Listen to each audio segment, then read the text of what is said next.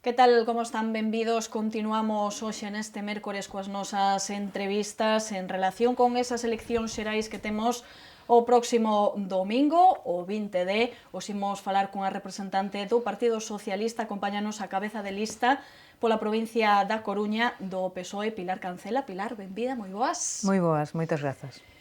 Imos comezar por falar dese cambio político. Nestas eleccións estamos falando moito de cambio político, da fin do bipartidismo entre PP e PSOE, e se escoitamos a outros partidos políticos, a outras formacións, parece como que dan a entender que PP e PSOE non terían cabida nese cambio político. Entón eu quero lle preguntar a vostede, o PSOE que papel xoga neste cambio? Pois eu creo que estamos nunha situación de pluralidade, non? De inmersión no que se dice no mapa político, pois, de forzas novas, de forzas emerxentes, que evidentemente pois, teñen o seu espazo como non podría ser de outro xeito, porque además a cidadanía lle otorgou ou lle está otorgando. Agora ben, hai conceptos como son os da vella e da nova política pois que me fan un pouco de graza, non? Eu creo que primeiro o que hai que facer é exercer a tolerancia democrática.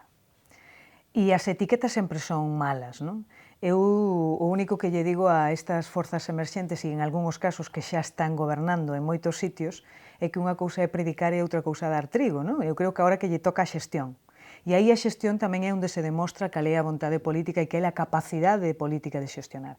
Mira, non somos, se me permites que te tutee, non somos un partido político que temos 136 anos de historia. E estamos orgullosísimos da nosa historia. Nos, ademais, fomos un partido político que nos ilegalizaron, precisamente nunha época onde había que loitar por as igualdades e por as libertades e polos dereitos. Por lo tanto, nos gobernamos, moitos anos da transición democrática e da época democrática, estes 37 anos de democracia neste país, estamos orgullosos e orgullosas de facelo, pero claro, gobernar significa que hai veces que acertas e hai outras veces que non acertas tanto e que a cidadanía considera que o que fixeches non é tan bo. Agora ben, nós tamén dicimos que todo o bo que lle ten pasado a esta sociedade e que ten feito progresar a sociedade leva o selo do Partido Socialista, que o construiu non solos, porque nós non soemos gobernar en soidade, sino coparticipando ca sociedade e con outras forzas políticas que apostaron por ese proxecto de esquerdas. Pero, en todo caso, nós a oportunidade e capacidade de xogo na política todo. Non aceptan, polo tanto, vostedes esa idea de que o PP e o PSOE poidan quedar obsoletos? Pregúntolle concretamente polo PSOE, que non lle vou a pedir a vostede que defenda o PP, pero non aceptan esa idea de que neste cambio, nesta renovación política, por dicirlo así, o PSOE tería que quedar fora por antigo ou por ser da vella política, como se di? Mire, eu, primeiro, evidentemente, non estou de acordo con iso. E me parecen, ademais, afirmacións moi contundentes, pero que tamén hai que ter un certo sustento para dicilo, non? Esta época, que é unha época de moitas enquisas e de moitas mostras demoscópicas, hai unha cousa que tamén é certo, e é que hai, e en eso coinciden todas, non?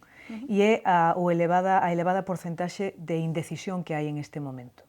Entón, con este panorama político e un 42% de indecisos, eu creo que é moi complexo atribuirse ningunha situación preeminente respecto aos demais, e sobre todo porque, aparte de que é arriesgado, os propios expertos en demoscopia consideran que é un atrevemento, non? Eu creo que a cidadanía, o que sí é certo é que en este momento a meirande parte, se tomamos como referente, por exemplo, a enquisa do CIS, que é a máis ampla en canto a aportación de mostras, que ten unha base máis sólida, a xente, a maioría delas, dice que quere un cambio. Entón, hai unha realidade e que nós o decimos con contundencia e ademais o defendemos sempre. A nós, canto máis ampla é a mostra, mellor nos dá. E eu creo que hai unha mostra que é tremendamente fantástica e tremendamente ampla, que é a do domingo do día 20, non? E nós estamos convencidos de que vamos a ser a forza máis votada. E nesa forza máis votada, por qué? Porque esa posibilidade de cambio, o que che facía referencia antes, só é posible se encabeza o Partido Socialista. Por unha razón. Porque se votas a PP, evidentemente vai a seguir gobernando o PP. Se votas a Cidadáns, vai a seguir gobernando o PP. E se votas a Podemos, tamén. Entón, a alternativa real de cambio é un proxecto político pola esquerda que este encabezada polo Partido Socialista, e ese é a nosa valoración, e é polo que estamos pelexando, e é o que intentamos trasladarlle á cidadanía, que estamos dispostos a construir ese presente inmediato e futuro tamén para este país. Dá vostede a entender que non sería partidario o PSOE, polo tanto, de ningún pacto, nin con Podemos, nin con Ciudadanos, nin con ninguén. Nos entendemos que hai unha cousa moi importante en política e é a capacidade de diálogo e a capacidade de interlocución para construir. Eso non significa en absoluto todo o contrario, nos concorremos a estas eleccións con o noso programa político e ca nosa proposta política. Nos queremos ganar, nos presentamos para gañar, non nos presentamos para pactar con ninguén. Tamén é certo que o demostramos tamén nos outros ámbitos de acción política nos que estamos gobernando, no ámbito municipal ou en ámbito de outras comunidades autónomas, que cando é necesario conformar unha alternativa de esquerdas, nos estamos dispostos ao diálogo, pero nos en principio nos presentamos para gañar. E ademais, me dá a sensación que en esta campaña, non? E en esta época preelectoral, o que sí entendo eu que hai unha especie de prepacto preelectoral, porque parece que en este momento están todas as forzas políticas en contra do Partido Socialista e atacando a Pedro Sánchez. Por iso é que eu o vexo tanto como presidente, porque me dá a sensación de que é o presidente que lle está facendo oposición. Eu creo que antes dunhas eleccións municipais, cada forza política concorre fundamentalmente para gañar. E eu creo que falar de pacto, eu creo que incluso de algún xeito traicionar aos teus potenciais votantes, non? Eu creo que, sobre todo partidos que levamos anos presentándonos a eleccións, anos gobernando este país nos distintos ámbitos de acción política, como che comentaba, eu creo que hai que sair a ganar, a ganar. Iso é a opción. Tamén se fala moito da idea de votar ao PP do goberno. Moitos partidos falan desa idea. Por exemplo, esta semana entrevistamos a En Marea, entrevistamos a representante de Nós, e falan diso, de que hai que sacar do goberno o PP. Por iso eu quero que vostede me diga algunha clave ou algunha proposta que non sexa esa, por parte do PSOE, que non sexa hai que sacar o PP do goberno, senón que quere aportar o PSOE ao novo goberno. Eu creo que deso se trata, non? Unha campaña, independentemente dos eslogans políticos que utilicemos cada un, eu creo que hai que falar de programa e hai que falar de propostas, non? Eu creo que hai que votar ao PP porque é o que está gobernando e nos queremos gobernar, pero non é esa o obxectivo da nosa acción política. Nos entendemos que nos sempre apostamos por un modelo de traballo, de goberno, que se fundamenta nunha idea que foi o que nos identificou sempre, e é o principio da igualdade de oportunidades. Iso que significa que calquer persoa, independentemente da súa condición social, da súa condición económica, do que pense, da ideoloxía que teña, ten dereito a ter as mesmas oportunidades que os demais. E iso tamén, independentemente do territorio no que te atopes. En ese sentido, nós tamén o temos claro, non? Cando se fala incluso da posible modificación da Constitución e do modelo territorial. E a igualdade de oportunidades ten que partir, por exemplo, nós falamos de educación pública e de sanidade pública, e que sea universal e gratuita. O de gratuita yo entrecomillamos, porque evidentemente xa estamos cotizando todos a través dos nosos impostos e a través da Seguridade Social para que este país teña unhos recursos suficientemente para sustentar os servicios públicos. Ese é o noso modelo. Antes, cando eu, por exemplo, eu mesma, quero dicir, eu tuve a oportunidade, meus pais foron emigrantes, e eu tuve a oportunidade de estudar porque había un sistema de becas para poder estudar, porque había unha educación pública sustentable que me permitiu estudar, e fíxese agora vostede que estou presentándome ao Congreso dos Deputados pola provincia da Coruña. E esa oportunidade e esa capacidade agora mesmo non podemos decir que as xeracións actuales ya teñan. Estamos nun momento onde a taxa de desemprego é tan alta que si queres atopar emprego é dificilísimo que o conquiras, porque ademais é moi difícil introducirse no mercado de traballo. En este momento hai moitos rapaces, mozas e mozas que, por exemplo, de Galicia se tiveron que ir 100.000 deles nos últimos anos para atopar oportunidades de vida en outro sitio. Temos que falar que cando estás no mercado de traballo a precarización e a temporalidade tan alta que che impide construir un proxecto de vida, é imposible que con contratos de días, que con contratos de horas podas construir nada, ou podas ter fillos, que é outro dos problemas que temos, que é a demografía, non? E que ademais demografía xunto con envellecemento da poboación é un problema engadido. Ou, por exemplo, os nosos pensionistas que en Galicia en este momento se están sustentando moitas unidades familiares, non xa as súas, sino as dos seus fillos e cuidando dos seus netos e netas. Ben, entonces, en esa cuestión, nós o que preguntamos sempre se a cidadanía, se vostede vive agora mesmo mellor que hai 4 anos, en que aspecto da súa vida está mellor. E ese é o principal problema. É certo que se fundamenta permanentemente o discurso político nunha situación de crise económica. A crise económica é unha realidade e incluso é unha realidade internacional, pero ti cando xestionas políticamente ti podes optar. que faz? Hacia onde dirixes ti a túa acción política? E para nós, os dereitos das persoas e as liberdades da xente é o fundamental. Primeiro sempre as persoas, os servicios públicos e os dereitos sociais. E se lle falo de Galicia, porque é certo que moitas desas forzas emerxentes ou forzas novas falan, por exemplo, En Marea, Nós, falan de que a súa presenza é esencial en Madrid para que estea Galicia en Madrid. Entón, que pode facer o PSOE por Galicia tamén no Congreso dos Deputados? A mí me chama un pouco a atención, non? Porque tanto no caso de Nós, que sabemos todos que é o Bloque Nacionalista Galego, non? E eu a veces tamén yo teño comentado, non? A vez falando con eles, pero por que agochades as vosas siglas? Eu creo que ademais a xente vos recoñece como un referente nacionalista no noso país. Ou, por exemplo, no caso das Mareas, eu quixera saber que van a facer cando cheguen tamén ali ao Congreso dos Diputados. Van a conformar logo un grupo parlamentario propio de Galicia ou non van a estar logo con Pablo Iglesias? Quero dicir, hai cousas de indefinición que tamén son importantes. En todo caso, alá cada quen co que faga.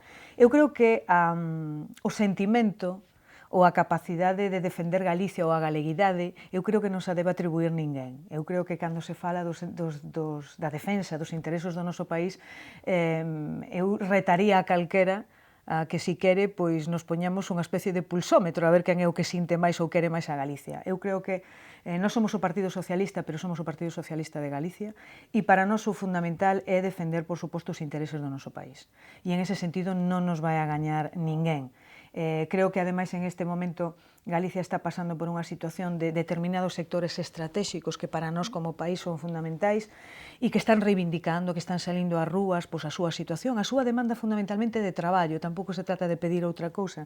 Podemos falar do cerco, podemos falar do sector do leite, que en este momento volven a estar nas rúas, ou incluso do sector naval, que para a provincia da Coruña e a zona da comarca de Ferrolterra é fundamental, e para o propio interior da provincia coruñesa é fundamental. Ou, por exemplo, no caso de Santiago, a necesidade da potenciación do sector turístico, que para esta cidade tan evidente e tan necesaria. Por exemplo, me comentaban estes días algúns hosteleiros que estaban tremendamente preocupados polo estado do tramo final do Camiño de Santiago, que parece ser que xusto no seu tramo final é onde hai cecais maiores deficiencias. E logo, por suposto, hai determinadas infraestructuras claves para esta cidade, claves para a Coruña, que eu creo que aí temos tamén que asumir a responsabilidade de todos, que están presupuestadas desde fai tempo, pero que non se dan executadas, execútense, non? Eu creo que a veces as promesas están ben, pero as partidas presupuestarias son as que respaldan as políticas. Por exemplo, pois, os enlaces do AVE que siguen pendentes, no caso de Santiago de Compostela, a estación intermodal de Santiago, que tamén é aplicable a Coruña ou tamén é aplicable a Ferrol. Quero dicir que hai determinados aspectos propios do noso país que nós, desde logo, vamos a defender con total prioridade. O que se pregunta moitas veces a xente se votamos o PSOE ou PSDG neste caso, pode haber logo, a nivel nacional, algunha confrontación que vostedes se poidan votar atrás nalgúnha decisión porque pode afectar a outra comunidade? Non sei aí cal é un pouco o papel que pode ter os representantes galegos en concreto. Nos creo que cando se traten de temas para Galicia, evidentemente vamos a defender os intereses de quen nos votou. A nos que nos está votando son os galegos e as galegas. E esa é a nosa principal prioridade. Tampouco lle podemos enganar a xente e decirle que non formamos parte dun grupo parlamentario a nivel federal. Nos non nos queremos extindir, non nos queremos independizar. Pero sí é certo que para nós non hai outra cousa máis importante que sexa esa. E se chega o momento, e para defender os intereses do noso país, pois temos que confrontar, pois confrontaremos. Como definiría vostede a situación de Galicia na última legislatura? Como se comportou o goberno con Galicia? Pois mire, hai unha cuestión que sempre, ademais esta época que estamos debatindo tanto as distintas forzas políticas, sempre se fala da herencia recibida. Dice, claro, que o país tuvemos que tomar medidas tan duras porque vostedes deixaron non sei que. Bueno, eu creo que hai unha cuestión que é evidente. Por exemplo, mire, tanto a nivel de Estado como a nivel de Galicia, a débeda pública, no caso de Galicia, se triplicou e a nivel do Estado se duplicou. Entón, cando a cidadanía ve que, aínda que se incrementa a débeda pública, nen embargante os retallos e os recortes siguen permanentemente en aspectos fundamentais das súas vidas, parece que non cadran as contas, non? Porque, bueno, moi ben, pero entón, cara a onde van, non? Cara a onde van as prioridades do goberno, cara a onde vai as prioridades, en todo caso, da xente, porque é do que se trata, prioridades da xente. Eu creo que houve unha reforma laboral nefasta para a clase traballadora, Creo que os retallos que se adoptaron tanto en sanidade pública como educación pública fixéronos retroceder a fai pois, prácticamente 15 anos, e eu creo que a xente, a cidadanía non percibe que se este pensando neles por riba dos números e das cifras económicas. Eu creo que a avaliación ou o balance é un balance no que sempre perden os mismos, e é a xente, non? Eu non sei se os poderes económicos ou as clases que máis teñen poden dicir que se sinten mellor agora na crise ou peor. Eu creo que non notaron demasiado a situación da crise, non? Pero sí é certo que a xente que ten que ir ao médico, a xente que ten que levar os seus fillos ao colexio e resulta que xa non hai as axudas para os libros de texto, os comedores escolares ou garderías ou na sanidade pública, cantos efectivos, canto persoal sanitario e educativo se ten perdido nestes anos. Iso todo redunda nunha calidade do que é a prestación do servicio público, pero ademais perda de capacidade de traballo ou de efectivos no ámbito público e no ámbito privado tamén. Quero dicir pero que en este caso os poderes públicos son os que deberían primeiro primar a creación de emprego, e, en embargante, non ten sido así. Este tema que quero tocar agora é menos agradable, pero é certo que nos debates que vemos a nivel nacional entre os candidatos á presidencia se toca moito que son os problemas coa xustiza con membros dos partidos, neste caso o máis afectado, o que máis preto temos, pode ser Gómez Besteiro. Sí. Non sei como lles está a afectar na campaña, que se faga referencia a Besteiro, incluso Mariano Rajoy facía referencia a él nese cara a cara con Pedro Sánchez. Sí, además foi moi oportuno, aí ten boa memoria, que o nomeou creo que 2 veces. Vamos a ver, nos somos consciente que parte da desafección política que ten a xente en este momento respecto do que nos adicamos á política, pois é como de desconfianza, precisamente porque lle demos razóns de sobra para que a xente desconfíe, non? Houve unha época e é unha época actual na que estamos vivindo onde parece que a xente que se achega á política se achega pois, con un interés meramente económico e para enriquecerse e aproveitarse dos fondos e dos recursos públicos. Nos, en ese sentido, no Partido Socialista, tanto a nivel federal como de Galicia, o que fixemos foi un exercizo de transparencia total e absoluta. Nos non solamente dicimos que o vamos a facer, senón que o facemos. Están expostas todos os nosos ingresos, as nosas nóminas, e eu creo que o propio secretario xeral, Gómez Besteiro, fixo un exercicio de transparencia democrática, incluso sobre o seu patrimonio, os seus movementos das súas contas, que creo que nunca nadie o fixo neste país. Hai unha cousa que nos preocupa e que parece que moitas veces condiciona moitísimo a acción política a interferencia de outros poderes do Estado. Eu creo que a división dos poderes do Estado é tremendamente importante. E tamén digo con toda a contundencia, no Partido Socialista e en concreto eu que estou aquí, confío plenamente na honestidade do noso secretario xeral. O único que pedimos é que a xustiza actúe con rapidez e o que o faga asiña, leva 5 meses pedíndolle á xuíza que leva o caso que lle deixe declarar, que lle deixe aportar a documentación necesaria.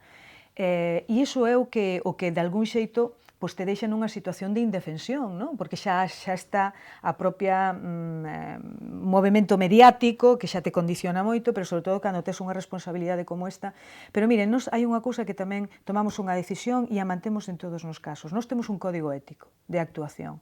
No momento en que ao secretario xeral ou a quen sexa se lle abra, se tome medidas cautelares ou se abra xuicio oral, pois deixará a súa responsabilidade. En todo caso, o noso secretario xeral non está percibindo salarios públicos. Leva, de feito, 4 meses ou 5 meses sin percibir ningún salario. Eu creo que non é o mesmo cando ti estás en exercicio dun cargo público que recibes fondos públicos a cando eres o secretario xeral dun partido e, en todo caso, os teus ingresos pois derivan de outras fontes que non son fondos públicos.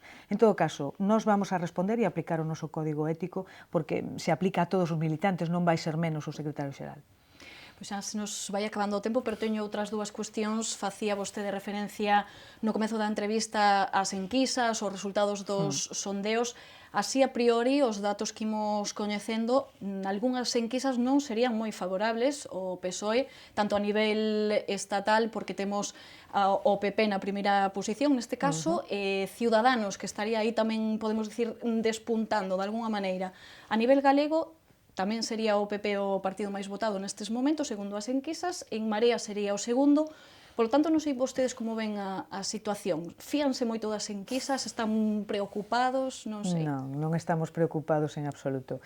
Eu creo que estas preguntas ou esta pregunta que vostede me fai ten bastante relación co que falábamos ao principio, non? Mire, acabamos de ter unha experiencia moi recente que foron as eleccións municipais.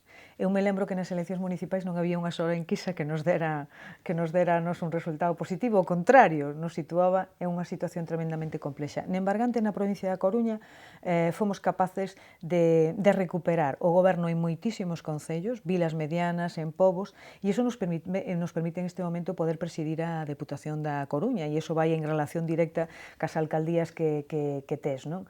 Entón, en ese sentido, somos respectuosos, como non pode ser de outra cousa, pero tamén tremendamente ilusionados e escépticos tamén con esas valoracións. Nos estamos convencidos de que vamos a sacar un moi bo resultado. Sen embargo, non sei se lles afecta moito os resultados das municipais, precisamente na provincia da Coruña, nas cidades principais, na Coruña, aquí en Santiago, en Ferrol. No, é evidente, vamos a ver, eu creo que hai cousas que non se poden cuestionar.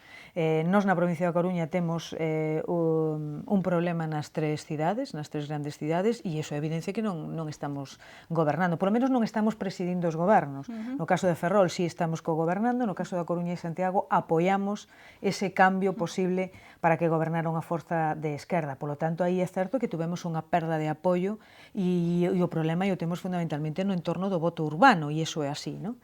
Nos entendemos que a pesares disso, afortunadamente, a recuperación da confianza en outros ámbitos territoriais da provincia nos permitiu sustentar o noso nivel de representatividade política, pero tamén é certo que temos uns deberes pendentes que teremos que asumir nas tres grandes cidades. Que cree vostede que habría que rectificar, se algo fixeron mal? Eu creo que non supemos, hai o voto do entorno cecais das grandes cidades é un voto tamén tremendamente crítico, non? É un voto moi exixente porque, bueno, está formado por outro tipo de condicionamentos. E eu creo que aí dá a casualidade que nesas tres grandes cidades estaba gobernando o Partido Popular. E o desencanto que había entre a xente era un desencanto moi grande, moi evidente. Que aconteceu? Que non nos viron a nós como a alternativa política para poder asumir o cambio necesario e optaron por, en este caso, pois por unhas forzas política emerxente que pode trasladar ese discurso de que non está enzoufado por ningún tipo de xestión, vamos a chamarlle irregular, ou do vello, como decíamos ao principio, e eu creo que eso a xente lle resultou atractiva dentro desa fartura que tiña do mesmo de sempre, non? E eu creo que foi o que aconteceu. Agora o que temos é a responsabilidade de trasladar con equipos de xente pois potentes e con un proxecto pois que poda convencer a xente de que nós sí que podemos volver a ser os que nun momento determinado gobernaron as tres grandes cidades e que podemos garantir tamén que esas cidades, a vida da xente desas cidades poda medrar, poda mellorar. Pois deixolle xa a última intervención dedicada aos indecisos, que hai moito segundo as enquisas, entón non sei vostede se querería dicir algo, algunha mensaxe. O mensaxe que queremos trasladar é que nós somos un partido que para o bo e para o malo temos os anos de historia que temos e que nós sempre antepuxemos os intereses e os dereitos e liberdades da xente por riba de outra cousa. Se falamos, por exemplo, de igualdade de oportunidades entre mulleres e homes, da loita contra a violencia de xénero, se falamos da sanidade pública, da educación pública, da dependencia, fomos nós os que establecemos a lei de dependencia, as pensións non contributivas, cando en este país non as había, ese é o noso ideario e non mudou. É o ideario que tivemos sempre. Estamos afrontando, ademais, en este momento unha situación tremendamente difícil, onde nos estamos xogando cal é o modelo de sociedade que queremos. En todo caso, a xustificación da crise económica non pode servir para todo. Ten que ter un límite, e o límite son sempre a dignidade das persoas e, sobre todo, que esas persoas podan desenvolver un proxecto de vida onde non haxa pobreza, porque en este momento temos pobreza. Entendemos que, ademais, a alternativa de cambio únicamente é viable e é posible se a encabeza o Partido Socialista e se Pedro Sánchez é o próximo presidente, pero tamén é certo que estamos convencidos de que vai ser así. Ben, pois agora sí que pechamos. Pilar Cancela, moitísimas grazas por estar connosco. Estaremos pendentes a ver que pasa realmente xa no domingo, día das eleccións. Moitísimas grazas a vos, boa tarde. E nos volveremos mañá aquí no Preguntoiro, nestes preguntoiros especiais sobre as eleccións dese domingo. Volveremos mañá con máis entrevistas. Graciñas por atendernos.